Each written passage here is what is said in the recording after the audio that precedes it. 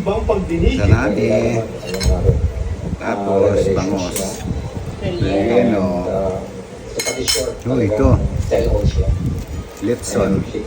Kaya ba?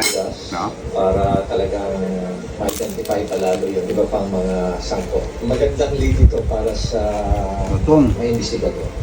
Sa isang pahayag, sinabi ng ICI chairman na voluntaryong sinagot ni Hernandez ang lahat ng kanilang mga tanong nang walang pasubali at walang pag-iwas at nagpakita ng buong kooperasyon.